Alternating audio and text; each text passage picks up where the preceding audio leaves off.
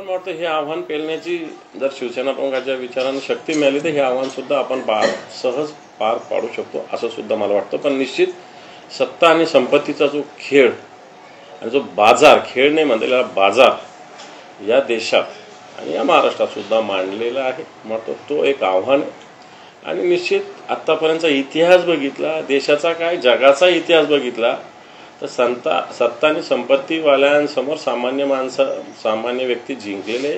मग तुम्ही कोणती रशियन राज्यक्रांती घ्या, अमेरिकन घ्या, फ्रेंच घ्या, भारतातले घ्या, या सगळ्या क्रांती झालेल्या त्या सामान्य लोकांनीच केल्या। मला असं वाटतं किती सत्ता संपत्ती समोर असू द्या, सामान्य माणसाचा विजय होत असतो। तसाच विजय सामान्य माणसाचा म्हणजेच लोकशाहीच्या देशात होईल असा मला विश्वास आहे। शिंदे गटाची जागा आणखी ते जाहीर करायला तयार नाही।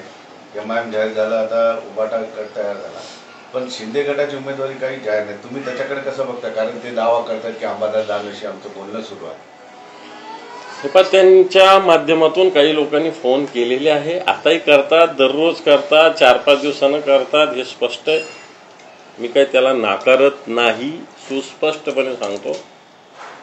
पण अशा पद्धतीनं माझ्याकडून कोणत्याही प्रकारे या सगळ्या विषयाला होकार बोलणं ते ओळखीचे लोक आहे। आता मला माझ्या इथले एखादा जो जुना सगळं त्यांनी फोन केला तर मी काय त्याच्याशी बोलायचं नाही का, तर बोललं पाहिजे। पण ठीक आहे, त्यांचं म्हणणं असेल, त्यांनी इच्छा व्यक्त केलेली असेल, मी काय त्यांना याच्यातून दोष देणार नाही।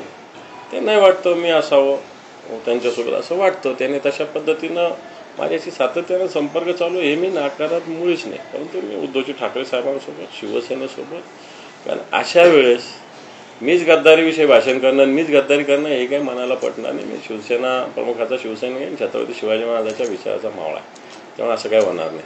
कल्याणची जागा अजून जाहीर झालेली नाही। कल्याणमधून आदित्य ठाकरे किंवा सुषमा अंधारे यांच्या नावाची चर्चा आहे। श्रीकांत शिंदे ऑलरेडी त्या ठिकाणी उमेदवार असणार। कल्याणचं का जाहीर होऊ शकणार? 20 मेला इलेक्शन आहे, फॉर्म भरायचं मला वाटतं 8-10 एप्रिल, त्याच्यामुळे फार लांब आहे। होईल उमेदवारी जाहीर, त्याला काय उमेदवार का शिवसेनेकडे नाही, शिवसेने एक नाही 5 उमेदवार आहे इच्छुक, त्यामुळं कुठली उमेदवारी काही रणनीतीचा भाग असतो। कारण अजून माझ्या माहितीप्रमाणे भारतीय जनता पार्टी ठाण्याच्या जागेसाठी आग्रही आहे आणि जर ठाण्याची नाही मिळाली तर कल्याणच्या जागेसाठी आग्रही आहे। म्हणून आम्ही सुद्धा बघतोय त्यांचं काय होतं आणि काय नाही। श्रीकांत शिंदे 2 टर्म खासदार त्या ठिकाणी आहे, यंदा तिथं उमेदवार दिला जाईल का चांगला? तुम्ही म्हणता किती उमेदवार इच्छुक आहेत तिथं? हे पण बेस शिवसेनेचं काम आहे तिथं। शिवसेना संघटनात्मक ढाचा शिवसेनेचा असतो, तो कल्याण मतदारसंघात सुद्धा जसाच्या तसा आहे। सत्ता आणि संपत्तीच्या बळावर याला काही जण नष्ट करण्याचा प्रयत्न करतात, पण असं होणार नाही। आणि त्या मतदारसंघात प्रचंड प्रमाणात प्रतिक्रिया होणार। कोणी समजत असेल मी कोट्यवधी खर्च केले, मी असा आहे, मी तसा आहे, हे सगळ्या झूड गोष्टी असतात। एक सामान्य माणूस सुद्धा त्या ठिकाणी निवडणूक जिंकेल, सामान्य शिवसैनिक सुद्धा, असं मला वाटतं।